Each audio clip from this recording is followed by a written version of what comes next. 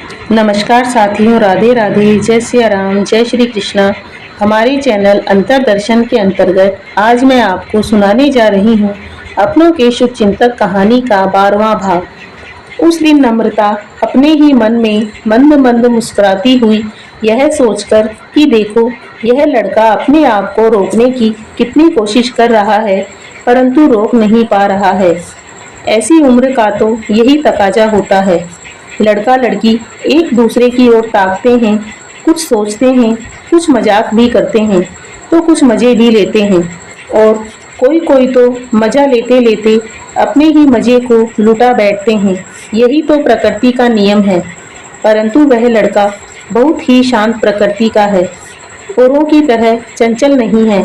अगर चंचल होता तो बात करता, परंतु वह किसी से कुछ कहने की बजाय सभी की बातें बड़ी ही तन्मयता से सुन रहा था। इससे यही प्रतीत होता है कि वह लड़का केवल शांत ही नहीं, धैर्यवान तथा बुद्धिमान भी है।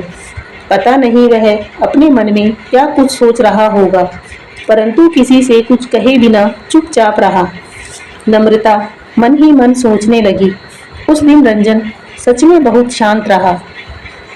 जब विनीता अपनी शादी के लिए कमरे से बाहर निकली तो सारे लोग, लड़के लड़कियां एक साथ व्यग्रता पूर्वक निकल पड़े, परंतु रंजन ने ऐसा नहीं किया।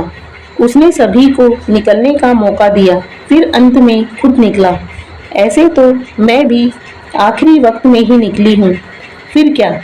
जब आखिरी वक्त में ही हम दोनों निकले तो वहाँ से हम दोनों का सफ़र शुरू हुआ था, और पूरे कार्यक्रम में हम दोनों एक साथ रहे। उस समय मेरे मन में उसके प्रति ऐसी कोई भावनाएं नहीं जगी थी। पता नहीं क्यों। उसने मेरे प्रति कैसी भावना रखी होगी पता नहीं, परंतु हम दोनों में ना तो कोई हंसी मजाक हुआ, ना ही कोई रोमांचकर घटना हुई। बस केवल इतना हुआ कि जहाँ भी किसी भी जगह पर खड़े हुए या बैठे हैं तो हम दोनों एक साथ थे, परंतु मैंने कभी ऐसा वैसा कुछ सोचा भी नहीं था ताकि उसे लेकर भविष्य की कोई कोरी या रंगीन कल्पनाएं कर सकूं। मेरा मन तो केवल विनीता की शादी को लेकर ही उत्साहित था। मैंने उसके अतिरिक्त कुछ भी नहीं सोचा था। पता नहीं रंजन ने कुछ सोचा था या नहीं। हो सकता है शायद तभी वह मेरे साथ साथ रहा, और शायद मुझे भिन्न भिन्न पॉइंट ऑफ व्यू से परखता रहा हो। क्या पता, किसी के मन की इच्छा के विषय में भला क्या कह सकते हैं। नम्रता सोचने लगी, वैसे तो लड़का ठीक ठाक सा लगा, वरन यह कह सकते हैं कि वहाँ पर उपस्थित जितने भी लड़के थे उनमें से वह अच्छा है। यद्यपि मैंने कभी ऐसी वैसी बातें नहीं सोची, परंतु अब जब ऐसी चर्चाएं सामने आ रही हैं तो अपने मन से इतना तो कह सकती हूँ कि रंजन अच्छा लड़का है, शांत स्वभाव का है। साथ ही जब विनीता के परिवार से है तो जरूर अच्छा ही होगा। बाकी पढ़ा लिखा है, डॉक्टर तो है ही। आगे की बात ना तो मैंने किसी से पूछी है, ना तो मैं उस बारे में कुछ कहना चाहती हूँ। जो विचार विमर्श करना है वह सारा दारोमदार मेरी माँ और छोटी मौसी पर ही है। वह जो भी करेंगे वही होगा। मुझे अपने से कुछ कहने की ज़रूरत नहीं है। समय के साथ साथ जो होगा उसी को ही स्वीकार करना होगा। नम्रता की शादी को लेकर सभी के सामने एक अजीब सी कशमकश की परिस्थिति उत्पन्न हो रही है। छोटी मौसी अनामिका जी जान से लगी है कि किसी भी तरह से नम्रता की शादी एक अच्छे घर परिवार में करवा दी जाए, जहां लड़का भी बहुत अच्छा हो। ऐसे में विनीता की रिलेटिव हो तो सोने पे सुहागा की तरह स्थिति वाली बात बन जाएगी। अनामिका कंप्यूटर पर बैठकर रंजन से अपनी नम्रता की कुंडली के मिलान में लगी है, और उसने ऐसी परिस्थितियों को जन्म दिया कि रंजन के साथ नम्रता के 36 में से 33 गुण मिल गए, जो नम्रता के परिवार तथा रंजन के परिवार को भी खुश कर गए। रंजन की मां कंचन देवी अपने बेटे के साथ नम्रता की कुंडली मिल जाने पर बड़ी ही खुशी व्यक्त करती है, और जल्द से जल्द बेटे रंजन की शादी करवाने के प्रयास में लगी है।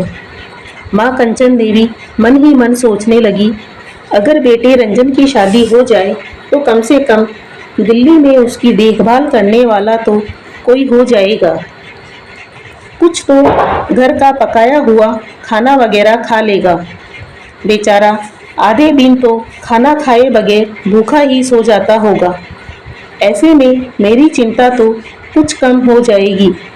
रंजन को समय पर खाना मिल जाएगा। यद्यपि वह लड़की भी डॉक्टर है और नौकरी करेगी, परंतु दोनों मिलकर कुछ तो सोच विचार करके काम करेंगे। दोनों ही एक दूसरे का ख्याल रख पाएंगे। कुछ तो मेरी चिंता कम होगी। मेरा मन सदा ही रंजन को लेकर चिंताग्रस्त रहता है। आज लगभग 10-11 वर्ष हो गए हैं। घर से बाहर रहकर बाजार में बना खाना खा रहा है और अंदर ही अंदर बीमार पड़ता जा रहा है। उसकी शादी हो जाने पर इस पर कुछ तो राहत मिल जाएगी। और जब विनीता कह रही है तो लड़की जरूर अच्छी होगी। गुजरते वक्त के साथ साथ नम्रता की शादी की पूरी तैयारियां जोरों पर चल रही है। पिता ब्रज किशोर जी तथा मां निहारिका के साथ साथ घर के सभी लोग बड़े ही खुश हैं, यह सोचकर कि आखिर हमें बेटी के लिए लड़का मिल ही गया है। आज 5-6 साल से हम लोगों ने बहुत सी परेशानियां झेली है। इसे संजोग कहें नहीं तो और क्या कहें। एक तरफ जहां बहन अनामिका प्रयास में जुटी है, वहीं संजोग से विनीता की शादी थी और वहां पर उसका रिश्तेदार रंजन आ गया था।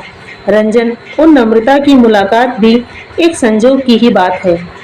अगर उसके विवाह में रंजन न आता तो शायद यह संजोग भी नहीं बन पाता।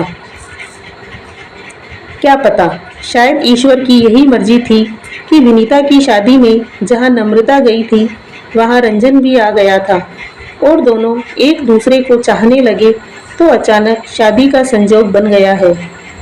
निहारिका मन ही मन सोचने लगी, परिवार के लिहाज से रंजन का परिवार भी बड़ा ही सिंपल है।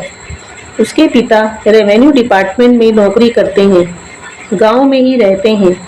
माँ और बहन भी गांव में ही रहते हैं और उनका बेटा रंजन अभी दिल्ली एम्स में नौकरी करता है।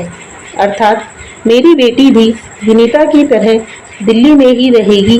यह तो बहुत अच्छा संजोग है। आमतौर पर माता पिता को बेटी के ससुराल वालों को लेकर चिंता सताती रहती है। पता नहीं उसके ससुराल वाले कैसे होंगे। यहाँ पर तो यह चिंता करने की कोई आवश्यकता ही नहीं है, क्योंकि बड़ी मुश्किल से 2-4-10 दिन नम्रता अपने ससुराल में रहेगी। उसके बाद तो वह रंजन के साथ दिल्ली में ही रहेगी। दोनों एक साथ दिल्ली में ही नौकरी करेंगे। इससे अच्छे सौभाग्य हमारे लिए और क्या हो सकता है। ससुराल वालों की तरफ से उसे किसी प्रकार की कोई परेशानी नहीं होगी। समय के साथ साथ नम्रता अपना घर परिवार बसा लेगी। मैं सदा ऐसा ही चाहती थी, जो अब सार्थक होने जा रहा है। लड़का मुझे भी अच्छा लगा है, काफ़ी समझदार है। नहीं तो बहुत से ऐसे लड़के होते हैं जो अपने माता पिता के संग चिपक कर रहते हैं।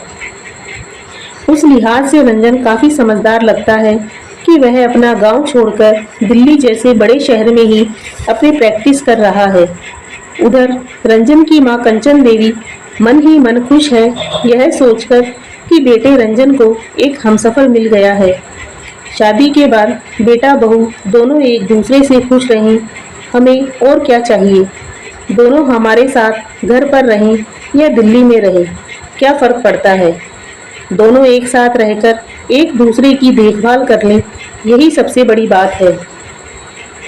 बेटा बहू समझदार है, हमें और क्या चाहिए। रंजन के पिता भी बेटे की शादी को लेकर बहुत खुश हैं।